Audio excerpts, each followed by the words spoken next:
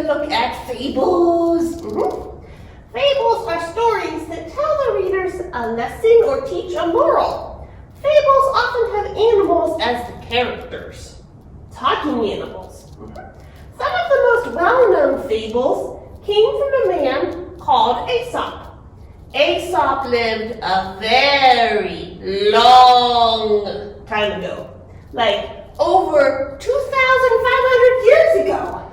But we still read and tell many of the fables that Aesop made famous. You probably know these fables. Fables like the tortoise and the hare, the fox and the grapes, town mouse and country mouse, and of course, the boy who cried wolf. Ow! So why do fables matter? Some might say that fables are so important because... hello to you too, Magic Stick Man. Well, Library Kiddos, it's my friend who is very, very excitable right now. Magic Stick Man.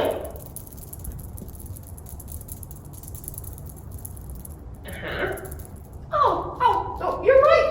My stick puppet friend. I did not retell the plot of those well-known fables. I'm a smart sock puppet. I did it on purpose. You see, Magic Stick Man, most fables tend to be short. And some fables are very short, like less than a paragraph. These stories are so short that I know our library kiddos can read most of them without any help from Mr. Sock Puppet. And I know that our library kiddos are smart. They're so smart, they probably already found the packet of fables that they have in their imaginary story swag bags. They also know that they can click the show more in the description box in all of our YouTube videos, because we provide really cool links. Like read.gov has a pretty nifty free ebook with interactive Aesop's fables. And they also know that they can always borrow books from the Cambria County Library. They can use our curbside service, and we bring the books out to them, which is a pretty cool thing. They can also download the Cloud Library app and read ebooks and listen to ebooks. You know, if you listen to an audiobook, that earns you a badge. And they can always visit us in person and ask us for book recommendations. We're always happy to do that. Where was I? Oh, yeah. So, why do fables matter? Some might say that fables are so important because they've been popular for centuries. Depending on which book expert you ask, we've been sharing fables with each other even longer than we've been sharing fairy tales. And if a type of story has lasted that long, it's probably important to look at it closely. Some might say that fables matter because kids and grown-ups can learn from them. Fables help us to think about what counts as right behaviors and wrong behaviors, good choices and some not so good choices. When the characters in a fable make a mistake or make a poor choice, it can show us as readers what not to do in a similar situation. Because genres like fables and parables and allegories help us to learn how to recognize symbolism in stories and to think figuratively. And because of that, some might say that fables are so very important because they help readers to connect stories with other parts of their lives. In real life, you will probably never have to run a race against a hare or a tortoise.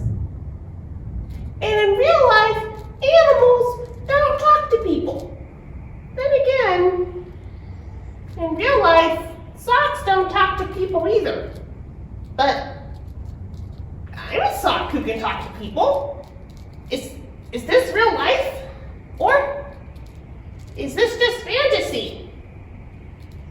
I'm caught in a puppet show with no escape from the library. Or maybe I'm caught in a pocket universe in some parallel dimension, and I have to find a special MacGuffin to get out of here.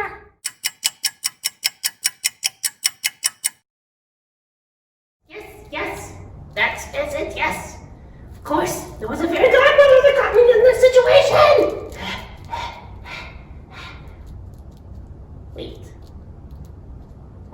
I'm supposed to be talking about something not related to parallel dimensions and fairy godmothers. What was it?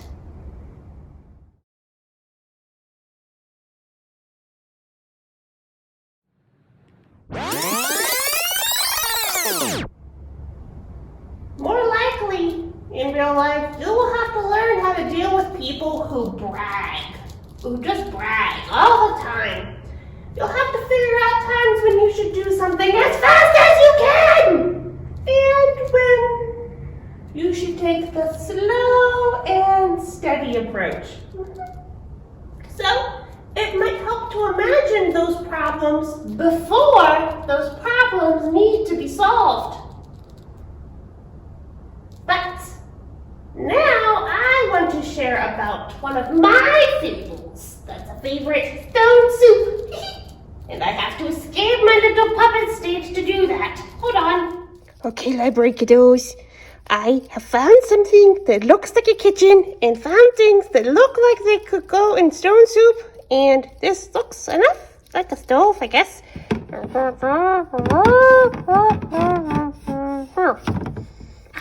Here. Yeah, what could be wrong with putting the handle right over the burner? Yep. Hi, library kiddos. It's Miss Cassie. It's week 5 of Imagine Your Story, and it looks like, because he is so excited about the fables, that I have to rescue Mr. Sock Puppet from his own ideas. Mr. Sock Puppet? Oh. Hello, human handler. I'm gonna make some stone soup. Just like the fable from Portugal. Yeah, Mr. Sock Puppet. I don't think it's a good idea if you make stone soup. What? Why not? I found the fable in my Imagine Your Story swag bag with all the other fables. And I'm sure if I go outside, I can find a really nice rock. Well, do you have any experience using really sharp knives, like a chef's knife, to peel, slice, chop, or mince any kind of vegetables? What? No, I've never used a sharp knife before. I don't even have any hands. You're silly. Okay, and what exactly are you made of, Mr. Sock Puppet? What is Mr. Sock Puppet made of? Mr. Sock Puppet is made of the stuff of fairy tale dreams, 80% dark roast espresso, and a profound love for the chaotic good.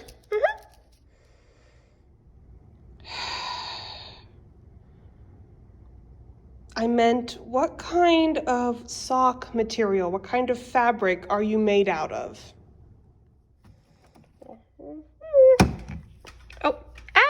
Well, I guess technically, I'm made of an old fuzzy sock that you got for Christmas years ago.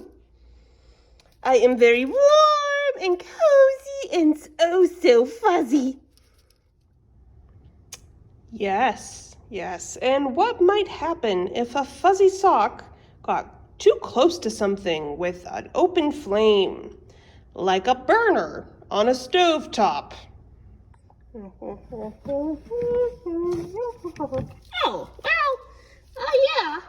If I get too close to a gas stove, I could very easily catch on fire.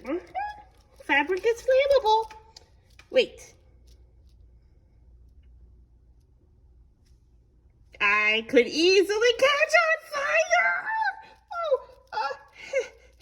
Perhaps Mr. Sock Puppet did not think about all the repercussions of him trying to make stone soup from scratch. Yeah, I don't think you did think ahead, my fuzzy friend. So, human handler, could you maybe try making stone soup since I probably shouldn't? Please, please, so that way the library kiddos can see what stone soup might look like in real life. Huh? Can we? Sure. I can do that. You'll have to wait and see the results later, but yeah, we'll see. Hi, library kiddos. It's Miss Cassie. I'm in our non-fiction. Gonna check out some of our cookbooks. Did you know Children's Department has cookbooks? Because we do. And I also want to remind kiddos that get your grown-ups permission before you use the stove or any sharp objects, and maybe ask them to cook with you if they'd feel better that way, and then offer to do all the dishes. That will make them very, very happy.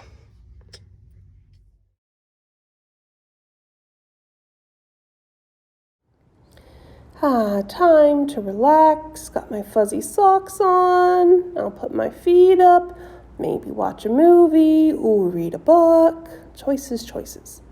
Why do I feel like I'm forgetting something? It'll come to me later. What's that? Feels like someone's here.